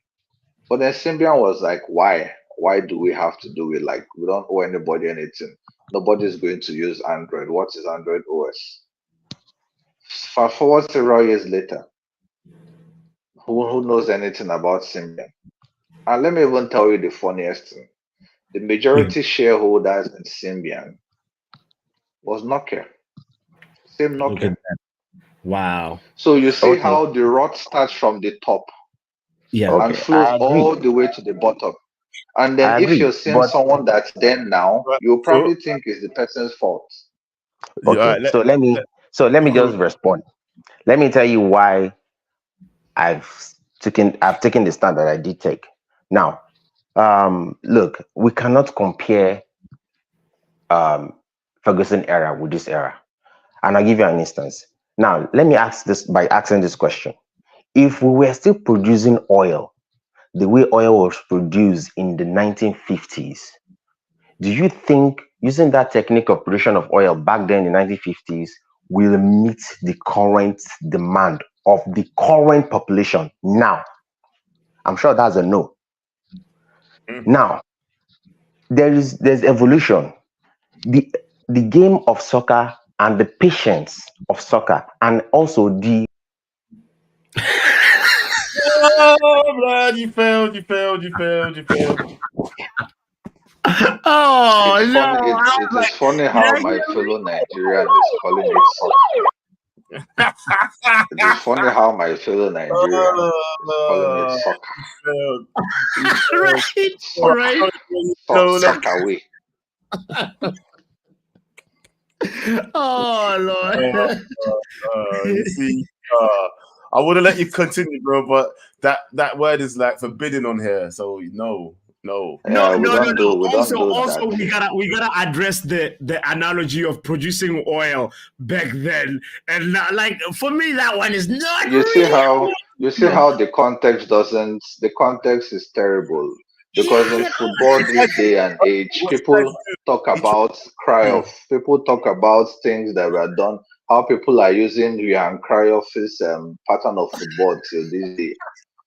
It doesn't, there's no correlation. You, Uncle, he tried to match you on the analogy status. You get me? He tried to see if he could get the analogies in like you. I would have used his analogy against, these small boys of these days, they just want to pick up one or two analogies, producing the technology of those days. If technology has improved, you move on. The problem with Man U is we didn't move on when technologies were improving. When other clubs were doing data sciences and all of those things and smart scouting, we didn't move on. No, that's our problem. But what I wanted to talk about. Yeah, go ahead. Connor's asking, what's your drink of choice, bro?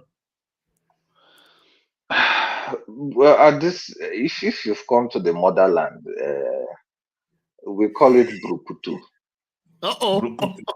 It is called rating of alcohol. It doesn't have an Connor. I don't think it is for you. I don't think you're there yet. I think there are levels to it. If you taste that, you pass out and you wake up black. It's not for you.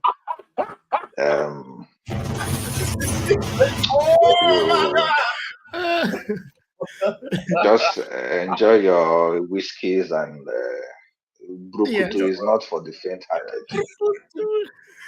Listen, yes, I want that now. But anyway, moving on. In Southern Africa, Uncle, in Southern Africa, we have one called chibuku. It's that one of those where you just let it brew. Exactly. It's a range. They don't write. There is no ABV 4%. There's no ABV. There's no percentage of alcohol. It is when you drink it, you will find out. Taste and see. That is how it is. There is no percentage of alcohol. Nobody tells you anything. In where I come from, we drink it in the morning to brush our teeth before we start the day. So that's the mouthwash, yeah? Yeah, it's the morning mouthwash before we start the day. For Connor, it will be the last thing he drinks before the weekend so that he can wake up straight Monday morning and go to work. So, yeah. Uncle, what you saying then? What did you call to talk about? Let's talk about Man United. West Ham. There was there's something that was worrying me last season. But I didn't say anything because I thought during the summer transfer we were going to work on it. We didn't work on it, but then I didn't foresee Sancho being kicked out of the team. Manu has always had a problem of creating chances for strikers, but the problem has always been there because our wingers are inside forwards, so they don't cross. They cut in and shoot. And that's what Rashford was doing last season. That's what Antony was doing last season. We didn't really have anybody who was crossing the ball, right? So I assumed Sancho, because Sancho is good at those things. I felt eventually he was going to come in and do it, or we were going to bring someone that could do it. But our strikers are suffering. This data was released 2 weeks ago or last week, right? And it's a data that shows passes received by strikers this season so far. Guess who is at the bottom of the list for the least passes received this season? Haaland. Yeah. Haaland. Poor guy. Haaland. And guess who is second bottom? Go on. Antony Martial. Our second striker. Yeah. Our second striker. There were two strikers at the bottom of passes received by strikers this season.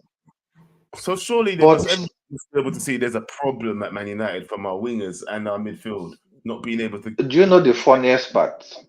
I went to the Premier League website to look at big chances created this season so far. Manu is at this third. Liverpool are the first, then Man City, then Man U. And then I'm wondering, how are we the third highest in terms of big chances created? But our strikers are receiving the least passes.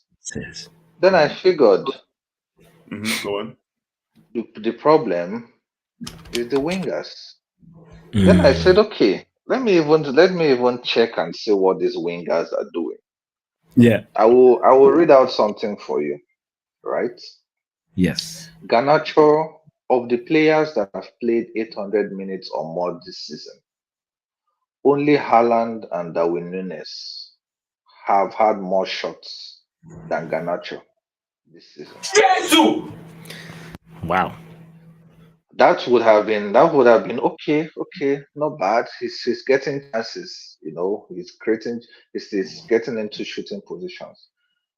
But the more shocking stat is the one I'm going to read for you next.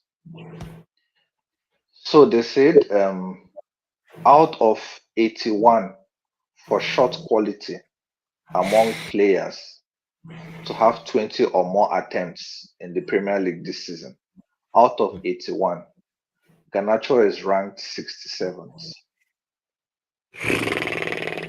Wow. 67 out of 81.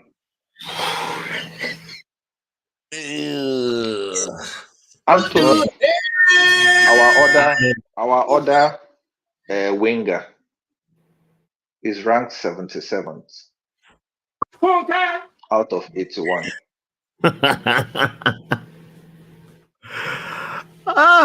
Wayward. So right now, bro, this is we got. So now you're getting the picture. Now you're getting the picture. Is clear. The We are picture is creating chances, but we are creating chances for wingers who are terrible at scoring goals. The striker who can score goals, we are not creating chances for them. We are instead creating chances for wingers who are terrible at shooting and scoring goals. Mohamed Salah is creating chances. Gerald Bowen is creating chances. Mitoma is creating chances. You can mention wingers in every team: Bernardo Silva, Phil Foden, all the likes. When are our wingers going to start creating chances? One of the stats that I loved is they said it.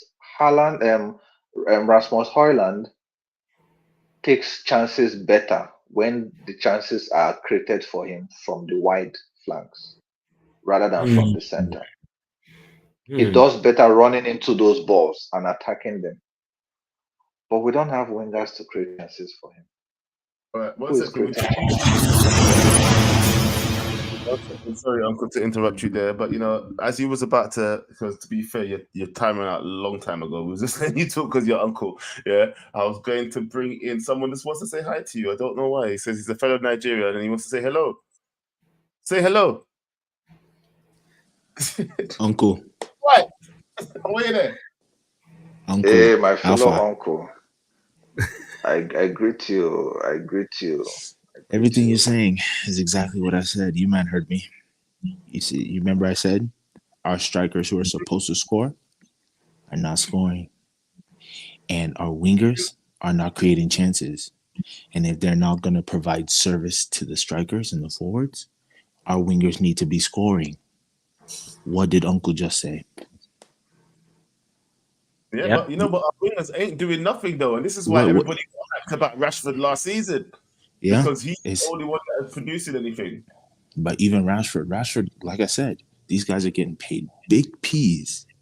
Yeah. Big P's. And they should be scoring more. Rashford has so many opportunities where he could have squared balls. Pause. He could have used his left foot. He had so many opportunities where they could have created more chances, and it didn't happen. Mm-hmm. And Ralph Rangnick said it, and nobody wanted to listen. And they say, "Uncle, you can vouch for this." In the country, they say, "With the sword goes the man's head, who does not heed advice from the elders." Oh yes. Ralph Ralph Ranier said it, and Uncle said it also. We're rotten from the top In to fact, bottom. the way they put it is the fly that doesn't hear word will follow the corpse to be buried. Yep. Come on. So, One second. This show is getting very dark. You man, you're both leaving now. I love, big up yourselves. Yeah, but no more murder talk. Too much murder. Like, we're talking about cutting heads off and your swords are coming. Listen, why you guys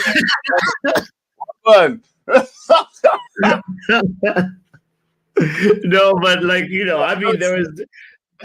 I hear the truth bombs that they were like, especially the fact that our squad for me is it's just not doing what it needs to be doing. Attacking wise, we're just out of form. We don't know. This is 5 things dark. It took a while to turn K. Yeah. And our squad is just made up of a bunch of 3310s, 5110s, and Motorola's, and there's one iPhone in the middle. Hoyland, like Kobe Maino is the iPhone in that squad. And I just feel like we need to do a proper clean out. Let's put the smartphones on the lineup. I'm gonna end it on that one. You know what? All right, then listen, last caller bringing it home. Preem, what you saying, brother? How you saying? You good? Yo, what you saying, man, G's? Talk to me, blood. Let's do that at the time. You're in my country, so what are you doing up at 2:45 in the morning, blood? I was at an event, still I came back. I saw the yeah. So I saw that you men were live, so I had to pull up, show some love, man. Come on. What's the match today? The match? Bro, of course I watched the match, man. That's why I had to go out. For real? Fam, I had to wait like 8 hours to go back out, bro. Yeah. I had to watch the match and watch the fighting to get myself some entertainment. And even that was kind of dead too, blood. Isn't it? You see what I mean, bro? I should have stayed at home, man. This weekend of sports was dead. It was dead, bro. The match was dead. The boxing wasn't really boxing. The only thing was boxing was the Christmas presents, bro. Oh yeah, so you say when you say you got everything ready for Christmas, you good to go? Yeah, everything's good. So just patting some things today for the fam. But yeah, everything's good. But yeah, I just want to touch on the game quickly. I know a couple of the man said it like the beginning of your stream. Yeah, in terms of chances, we're just not creating for the strikers, as the couple of man said already. The problem is, I think it is the wingers, because we have so many inside forwards who just want to cut in and shoot. And you see Antony, yeah, you see that leg, bro. You see that leg of his, yeah, bro. If I can just get that leg and just construct it in a way that instead of cutting in, just go and just cross it. He just needs to cross the ball. Like you go into you see that Robin, yeah. He's not Robin. You're not Robin. Yeah. I'm not gonna lie. Every time you go, you don't even go by it. You go to the edge of the 18-yard box here. You turn left, and the fact is, he's not knowing that. For example, when we're playing Aston Villa next week, yeah, their coaching staff, they have a little meeting in about the games, the future games that's coming forward. They're gonna look at the clip and say, listen, whoever's defending, or is it Matty Cash, or I don't know who's gonna be on the left. I think it's Matty Cash. Yeah, I think so. He's gonna be like, listen, you know, Anti's gonna cut in. You know he's gonna cut in. You need to be unpredictable. Like, it's not every day you cut in. You need to see your options, because as again, like Haaland's getting no chances. I saw the game today. The only thing I saw from Haaland was that pass from Bruno. That's it. Remember, I think it was in the first half. That pass from Bruno, that was dead.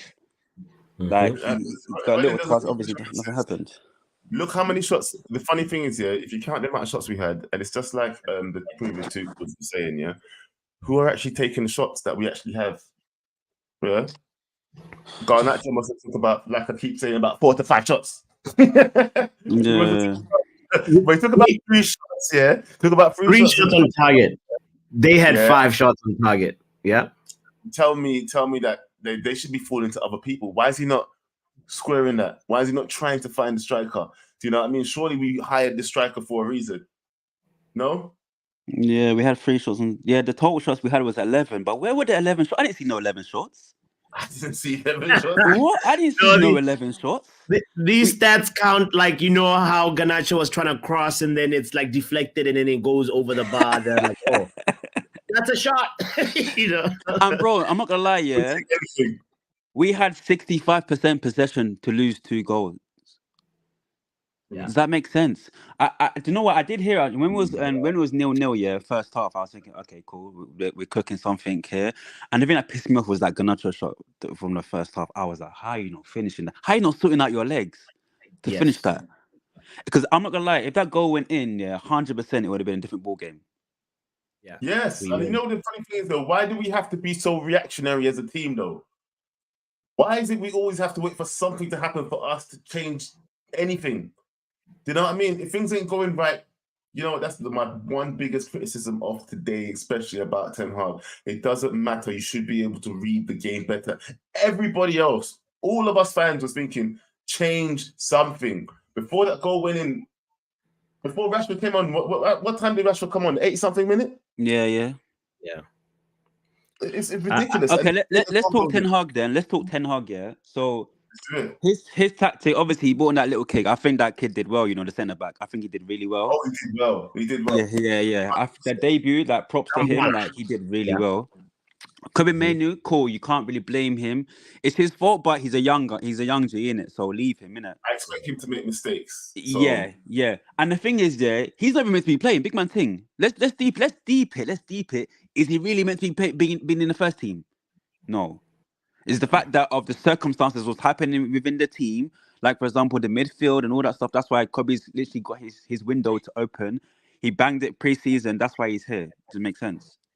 If we had a better transfer window, Casemiro, blah blah blah, good players, I don't think Kobe will be actually had a foot in the first team. But obviously, because circumstances, that's why he's here, and he took his opportunity. And props to him. Do you know what I mean? So, anyways, did you see Ten Hag's press conference as well when they asked him about the game? Before we go to the press conference, Rashford actually came on the 57th minute. Haaland was taken. It was an early sub out. Yeah. Okay, cool. On that substitution, I disagree with that substitution as well. I've disagreed with it because I'm like, how are you taking off Haaland for Rashford to do what? Yeah, he just like disappeared. Go on. Yeah, they've done the same amount this season, though. They've done the same amount this season. To be fair, I'd rather put Garnacho. To be fair, this evening. Let me ask you guys a question. Yeah, how do we change our attacking style so we can convert our chances? Do you know what I mean? What needs to change in that front three? Because I'm not gonna lie, yeah. I feel like Haaland should stay number one. Yeah. What can we do within that? So I think it's Bruno, Garnacho, and Antony. What can we do within that? Do you know what I mean? What's our final third has to be productive. Do you know what I mean? What you man saying? Like, what you man think? Like, I must say this. Yeah, it's the same problem that Uncle highlighted earlier on. Our wingers try cutting, so we need wingers that do not cut in. We need a right-footed winger on the right-hand side. That's what I was trying to say to Dwight York, who was here earlier on, is like, we need a right-footed winger to whip the balls in, because we heard, like, Haaland thrives when he has balls to attack. And now when we're trying to now cut in, and it's like, that is not going to work. The formation, DJ Superfly is saying a big thing here. The formation, it has to be addressed. We 100%. Can't keep on going like this. We're just not in control. Anytime we're fragile because of how we're set up tactically. So this is the manager we're talking about then again? Yeah, Joe, what are you saying then? What's your take, Joe? I'm going to say all this, yeah. We need to punish our players for not doing what they're told to do. Yeah. Like that, I was listening to something from TalkSport a couple days ago or whatever it was, right? And it was like they were talking about Bernardo Silva, yeah? And they were comparing him to, the wingers on our team and stuff like that. It's like, no matter where he's put, he does the job he's told to do. If he's told to be a winger, he's a winger. If he's told to be a midfielder, he's a midfielder. He doesn't break out of what he's told to do. And if he doesn't do what he's supposed to do, like, when he has different defensive obligations, then guess what? He won't be starting in the team by Pep next week. You know what I mean? And I think this is where we're starting to fall off. We was all advocating for Ten Hag to, punish people when they come in late and stuff like that. But what about when they don't do what you want them to do on the pitch? Where's the punishment for that? Why are we seeing the same people on the pitch over and over and over again? Blood, because I'm not liking what I'm seeing. Stop playing McTominay. Stop playing Rashford. So obviously stop playing Rashford, but it's like he was forced to stop playing Rashford. Bro, you should have stopped playing Rashford ages ago. This is why you're getting a bombastic side eye now, but that's why everybody's looking at you funny. Because you say one thing, you do it another. Yeah, I do not want to hear it no more. Punish people for not doing what they're supposed to do. Yeah. If Rashford don't track back, we don't see Rashford no more. If Garnacho ain't crossing, we don't see Garnacho no more. Put someone in that will do it. And if they don't do it in the next match, I drop them too. But who though? The thing is, I think we've got like 11 players injured, man, or something like that. Our injury list is long. But guess what? If you're not doing it, you ain't playing the next match. I will play the other guy that didn't do I it hear last that. week. I hear that, yeah. Rotation, make it rotate, but we got enough players to rotate the rotation, blood. Yeah, make it happen. That's what I think. What do you think about the formation change, though? I think that's very big still. Like, I'm up for that, because this 4-2-3-1 is not working, man. I'm not going to lie to you. Yes. I feel like two strikers, we need something. We need a two strikers or something, man. What do you guys think? To even be more specific with it, it's like he tries to do this like 3-1-6 that has not been going well. Any time we try it, it's just not been going well. I was really disappointed with how do you not learn from the template that we had versus Liverpool? This was a chance for you to actually be like, oh, let's repeat the same thing. Matter of fact, let me get the same Mendem in that lineup and get him in. And then from there, Bruno can come in as a sub. No, Ten Hag does not do that. When we saw what happens when Kobe Mainoo has somebody like Amrabat next to him. Lucas Paqueta had a hat trick of assists prior to playing us today. And so you're going to have to ask if Ten Hag and the backroom staff are doing their homework, they should know that he's the biggest threat. The way Paqueta just dinked that ball over, McTominay was the closest player to him, and he's the worst person to try to be aggressive. McTominay likes to back up and hold his position. He's not that type of person who's like incisive slide tackle or incisive closing down. It's not in his skill set. So I'm a big advocate of change the damn formation. Try something else, because this is not happening. It's not working. What formation do you suggest then? Because there's only a couple that I've got in mind. 4-2-3-1. There's other ones. Huh? Go back to classic Alex Ferguson, 4-4-1-1, Yeah, 4-4-1. France plays like that a lot of the times. Well, it's 4-4-1-1. You got your solid midfielders, and then you have when you have Giroud and what's his name? What's that striker's name from Atletico Madrid? What's his name again? Griezmann. Griezmann. That's it, yeah. Oh, like Felix and all that. They play one in front of the other. You know what I mean? They play well together. But it's even more formation aside. It's the tempo, the one-touch triangle passing. We used to draw triangles up in here because we could see like some sort of like, you simplify the game for yourself. If you one touch, look for your partner, link up. These men them cannot even link up.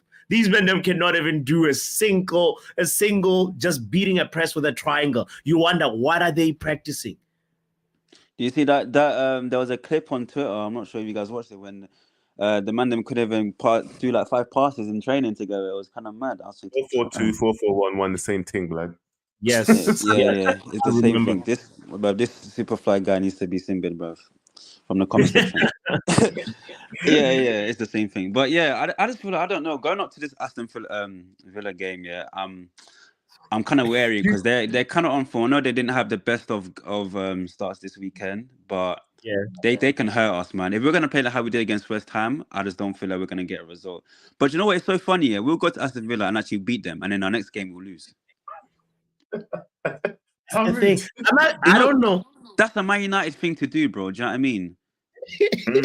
Like, it's classic Man United these days, bro. Like we've been doing this since Oli. You know what I mean? We win a couple, then lose, then win a couple, then lose. We are literally what was it called us during the early times? Bounce back FC. Yeah, something like that.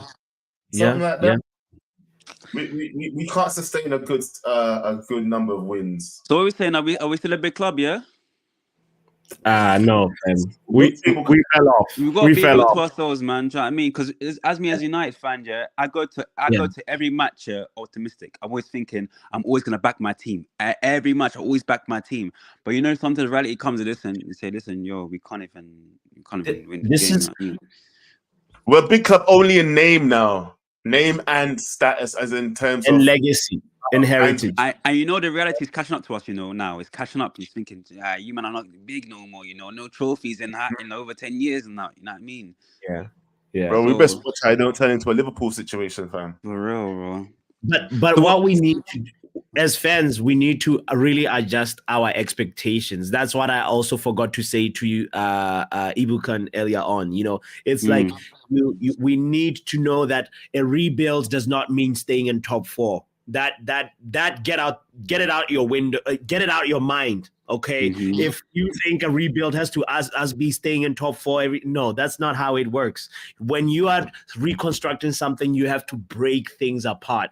The progress is not always linear. Some days it'll be good, some days it'll be worse, it'll be ugly. As Joe said at the beginning of the show, you know, it's gonna get worse before the brighter days can come. And that, though, we have to adjust our expectations as fans and be a little bit more like level-headed and have a little bit more context into our understanding of the predicament we're in right now. It'll be better.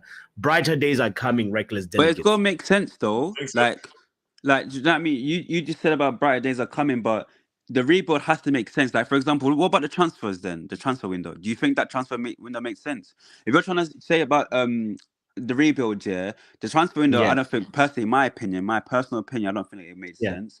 And then moving forward to all the games, I think we've played, 18, 19 games now. We've already scored the same goals.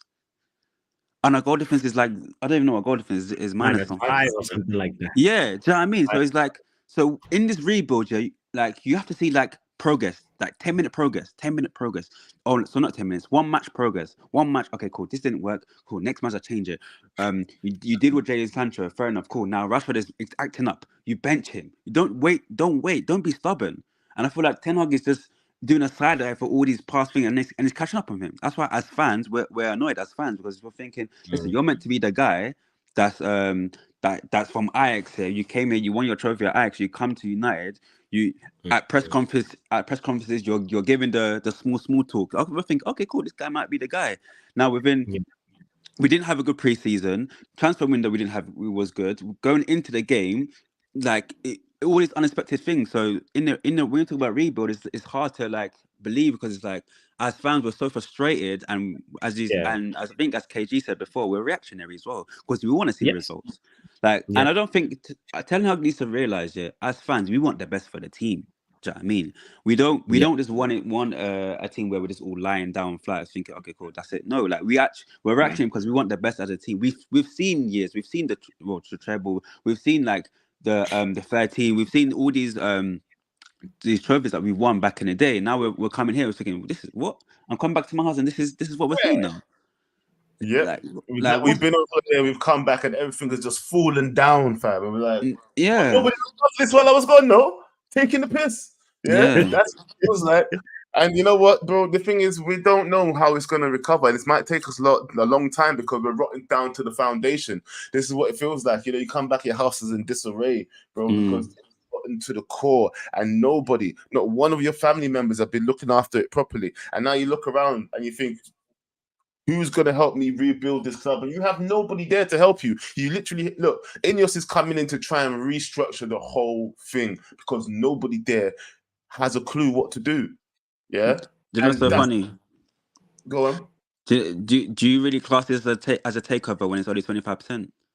It's not a real takeover. That's like eating bread. That's like eating a quarter side of the bread and say that you finished your food. That's like go back and finish that food, man. And that's like saying you've had a quarter size of the pizza. You even had the whole thing yet. Yeah. Blood. At least, Takeover, it's not a takeover, but if he can restructure. The main thing is if he bro. can Jim restructure. Ratcliffe is moving like one rabbit, bro. Bear nibbling the thing, bro. Just yam the whole club, bro. Move like one small rabbit. He ain't got the peas, man. He ain't got Hey, Joe, you know what? I want Qatari. Hey, we all want a Qatari, blood, but we have to live with what we have, bro. Big up yourself, Prim. Yeah, big up, man. Then big up, man. Love. Listen, it's late, blood. It's 3 Big up, bro. morning. Yeah. 3 o'clock in the morning. Man's going to his bed, fam. Yeah, I'm going to my bed. I'm not seeing Santa. Yeah? My favorite thing about what Preem said was that we need the investment in the rebuild. The investments have to make sense. You know, you can't keep on just doing a scattergun approach in your transfer policy. So that part has to be addressed. And I think once we have a little bit of a structure and some people that know what they're doing behind the scenes, things will get better. My first red flag with Eriktenhag was, why didn't this guy want to work with Ralph? Why? Ralph was a darling to every Man United fan. There's no Man United fan around the world. I'm not gonna lie, bro. I kind of feel like they told him, like, yeah, listen, we don't really like Ralph, you know. Because remember, Ralph was pulling up. He was causing a lot of waves. Yeah, with the higher ups as well. Yeah, he was causing a lot of waves. They was gonna get rid of Ralph anyway. I feel like they just put that out there. Yeah, he doesn't want to work with you. You know, like when you just blame someone else for the problem. You get me? Yeah, but the whole thing, the whole rhetoric, Joe, when Ralph, once we had known that, Ralph is not here permanently, we knew that, I remember the rumor mill was something like maybe he might get a consultancy role. And then Ralph gets this Austria job, coach at a national team. And then it's like, oh, maybe he might make, 1 hour or 2 hours available per week to be able to meet and give advice and just be a consultant. That's all. The guy has the glasses, and those glasses know how to spot talent, bro. This is one thing I mainly regret is letting Ralph go the way we let Ralph go. Ralph was, I believed, when Ralph spoke, I believed everything he says. Everything he said, I believed. When Mama said we need open heart surgery, listen, he knew how to pinpoint the problems without calling out certain players. Yeah, he just said it perfectly. We should have learned from him. We should have kept him in-house. Hopefully, who knows?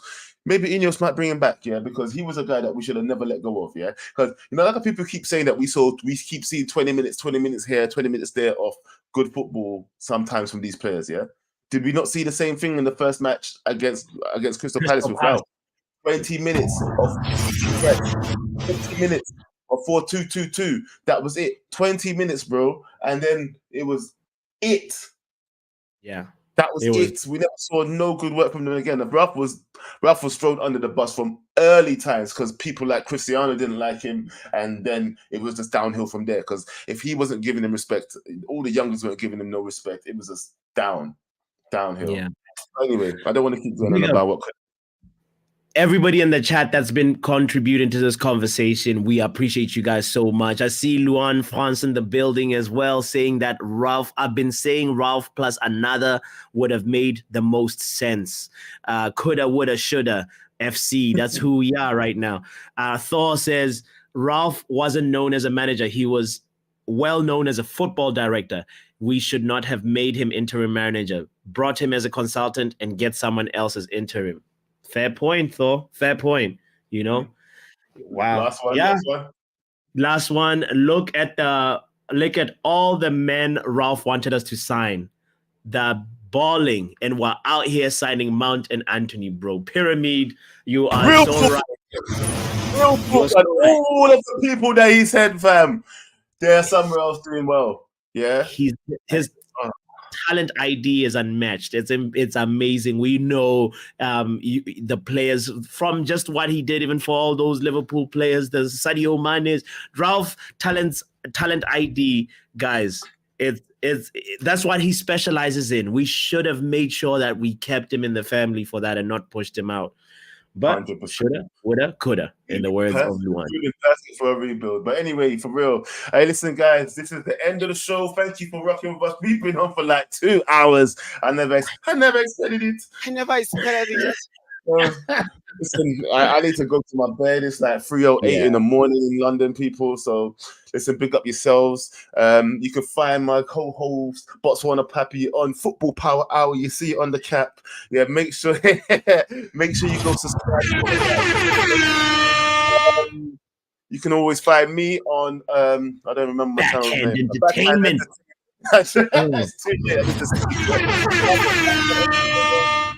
People, next week as well. Hopefully, we should be back with. We're gonna try and do the good, bad, and ugly of the year. Just go through everything and what we really think that we need to, try and improve on for next season and for next year. Because going into the second half of the season, we really do need to see some improvements, and we can just look back on what really went wrong for this year. But guys, big up yourselves. Actually, Bots, you got anything to say before we go?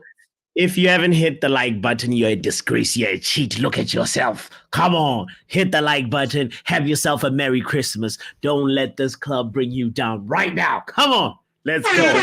Let's end the show, bro. Drop a bomb.